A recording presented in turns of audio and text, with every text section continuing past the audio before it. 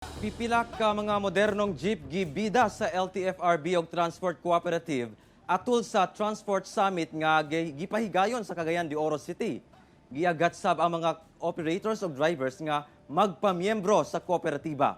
Ang detalye sa report ni James Paulo Yap.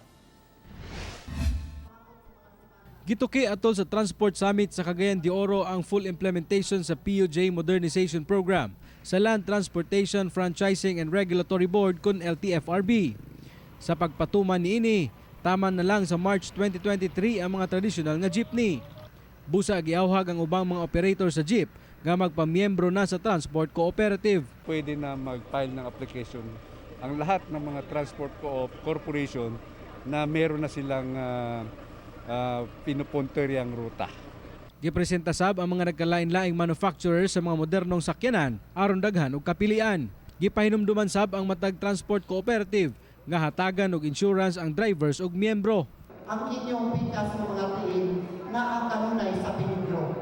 Kay busan kung saan nato pagamping, daghan kay mga tao sa kalibutan nga daghang kayo. Kung di man kitay mabanggaan, sila'y mong bangga nato. Dako yung kay kalainan. Kay isa na lang ang atong duulan kung naay mga problema, gani naay mga lost found diha sa sakyanan. Doon na say gitagana nga mga programa alang sa panginabuhian. Katupong dili gusto nga magpadayon og transport business, lalo na po tay line programa sa lain-laing ahensya sa atong gobyerno like in TISDA, in DOLI. Kauban si Jade Gava sa kamera. Ako si James Paulo Yap para sa One Mindanao.